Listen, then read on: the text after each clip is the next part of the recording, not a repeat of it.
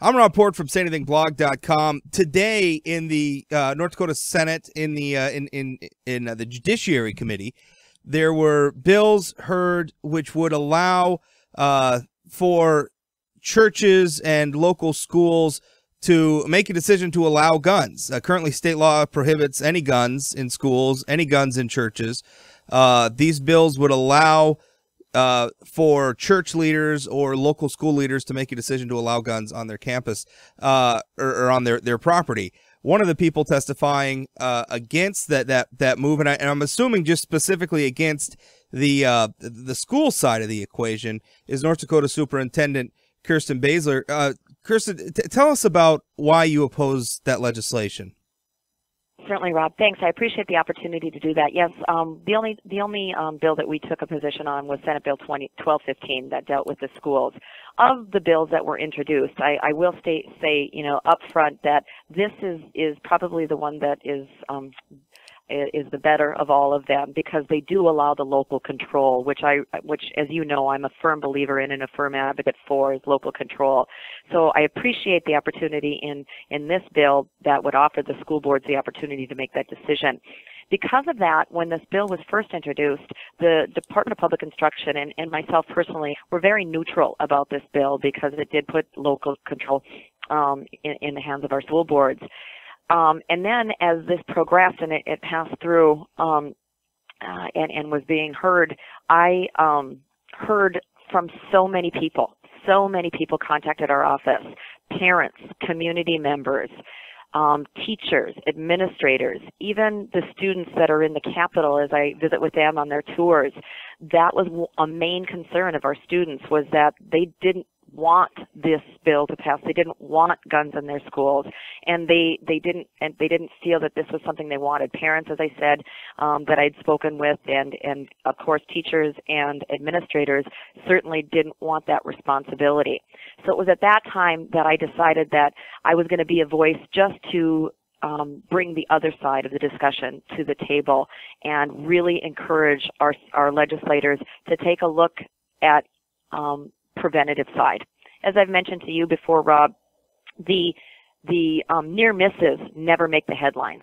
But as an administrator and as a school board member in North Dakota for the last 22 years, I was involved in several situations that never made the headlines because they were preempted before they even began. And I'd like to focus on that and allow our administrators and school districts to focus on that and really have DPI become a resource for that. Let me read you something. This was reported in National Review.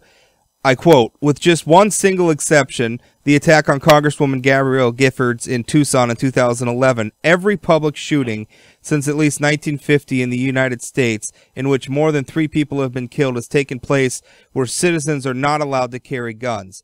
And then I also want to read you this from today's New York Daily News. It's about the shooter in the Newtown, Connecticut elementary murders, which of course kicked off this debate that we're having about gun control right now.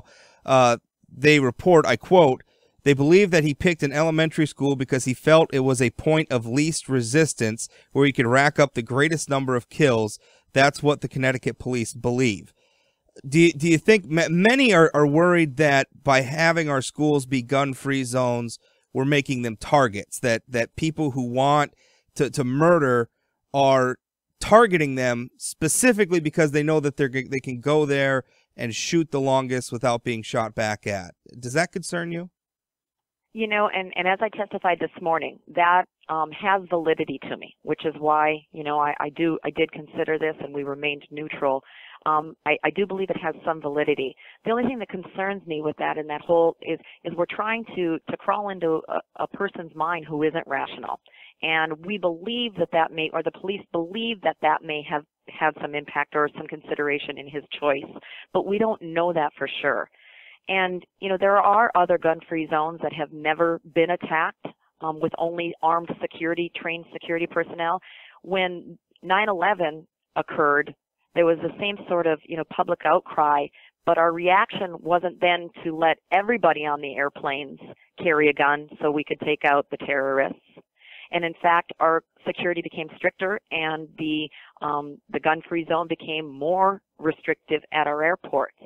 So I'm not sure I understand the emotion, but as I talk about the near misses and the preventative measures, there were 2 instances where there was a very well executed plan in place, crisis management plan. And the first instance was at a middle school, which I was involved with with the crisis management plan, and through the work of social worker, counselor, school resource officer, principal, what was prevented was a very troubled young man who had plans, who had drawings, that had weapons ready. That was prevented, but we never heard anything about it. If we had not done those things, what we probably would be considering is just reducing the number of casualties.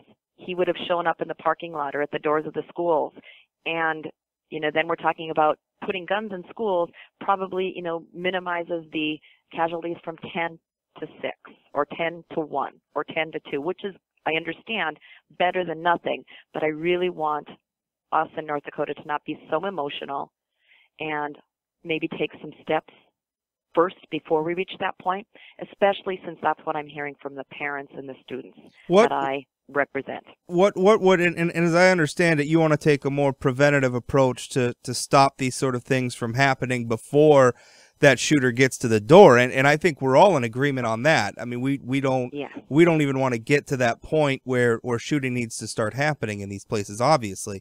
But why can't we do both? I mean, why can't you have the preventative measures in place, but then also say, you know what, you can't, obviously nothing's going to be perfect. Nothing's going to be 100%. So I guess the question is, why not both? I couldn't agree with you more. Nothing is going to be, and it probably should be a several-pronged approach. And I guess the reason, again, because I'm hearing from parents and students that are saying, we don't want to have even our principal make those decisions. We don't want, and principals are saying, I didn't go into teaching to manage the administration of who can carry a gun and who can't. And our students are saying, that they're not going to feel safe. I've heard more of that they don't want to go to a place every day where they know that their teacher or their principal has a gun. And parents are saying that same thing. I think that there is, as I said, some validity to the fact that we should have a better approach.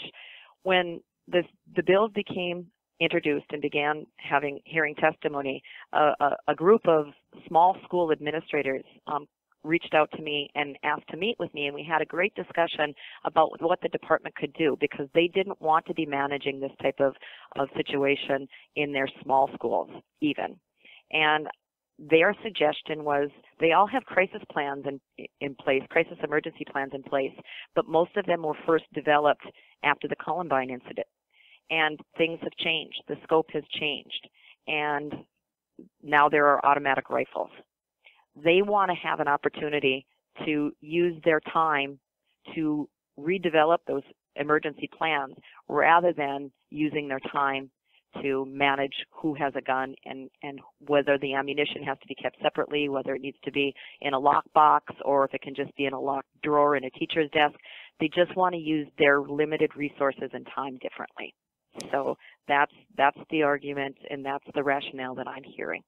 When you make an final question, because I know that you're a busy person and a lot going on with the legislature in session, but last question, you said you heard from a lot of teachers and principals and students saying that they don't want guns in their schools, but this bill is a permissive bill. It's not creating a mandate that there must be concealed carry in the schools. It's basically saying if the local school wants to make that choice, they can make that choice. If there's enough opposition among teachers and students and parents and administrators, couldn't a school district then just make that decision, say, well, we're not going to have concealed carry here, but maybe a district where parents and teachers and students and everybody come together, they can make that. I mean, isn't it better to allow that choice on the local level? Yes, Rob, I couldn't agree with you more. That's where we definitely agree on this. If we're going to have a type of weapons in school bill, this is the most preferred by me, and I believe by the department, because it does put the local decisions in the hands of the people that are closest to the students, and then their will be done. And I really appreciate that about our legislative process. Senator Hogue asked me today during my testimony if it would be harder, for the department to institute mandatory crisis management plans.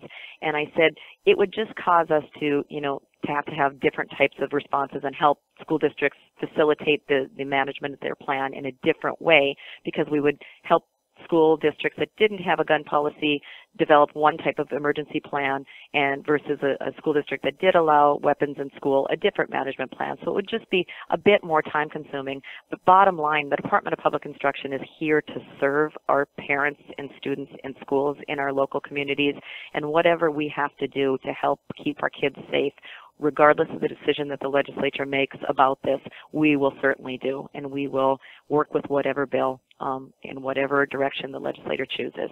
And I think that is the beautiful thing about this legislative process and what makes it good. There's representation here. People have elected officials to vote, and we can put it down to that local level where there are additional local officials, school board members, to make those decisions. Superintendent Baesler, thank you for your time. I appreciate it, and you have a wonderful day, Rob.